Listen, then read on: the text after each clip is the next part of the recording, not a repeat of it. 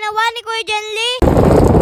Ano? At sa unang tala nga nito ay naputol nga kaagad ang strong sumba ni Kuya Janly. At aksidente nga bumulusok nga sa amin to ni Tito Iye. Buti na lang talaga hindi kami napasama sa pagbagsak ng saranggola na yun.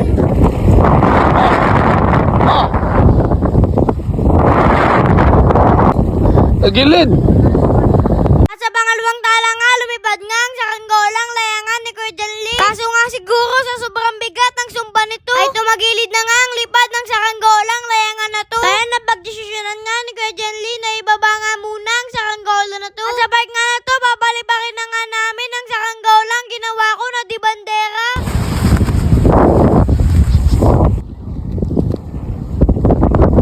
At dito nga nakita ko na nga ang tunay na lipad ng saranggola kong di bandera. Dahil nga ng 50k followers pa nga lang tayo, ay hindi nga namin ito napalipad ng gusto. Dahil nga sa araw na to ay napakalakas nga talaga ng hangin. At tuwang-tuwa nga ako dahil napalipad ko na nga ito. Pangalawang beses ko pa nga lang pala makagawa ng gantong saranggola mga guys. At nung unang beses ko pa nga lang pala makagawa ng ganitong saranggola ay di pa nga ako nagbablog. Nakalagitnaan nga ng kasayahan ko dyan mga guys. Nagulat nga kami ay bigla nga itong bumulusok. At sa kasamang palad nagdive na nga ito sa palaisdaan. At hinila na nga namin to dahan-dahan papalapit sa amin. Nung nalapitan ko na siya at nakuha ko na, ito nga ang sumambulat sa akin. At naputol nga ang itaas na bahagi ng aking baskagan na ginawa kong saranggolang di bandera.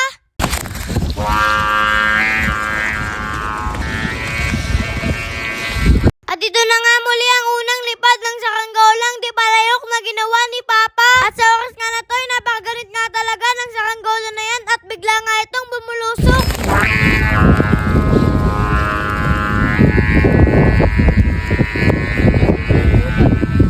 Tumihiling na sa butas. Bumulusok nga pala kanina yan dahil natanggal nga pala ang sumba na nilagay namin. At napakalakas nga talaga ng hangin sa araw na yan at paiba-iba nga ng direksyon. Buti na lang talaga kinakaya ito ng saranggolang ginawa ni Papa. Kahit nga bumubulusok nga ay umaangat pa rin. Bilib nga talaga ako sa saranggola na to kahit napakalakas nga ng hangin ay hindi nga ito tumutupi. Lumalaban nga talaga siya sa malakas na hangin. At hanggang dito na lang muna siguro mga guys. Bye-bye!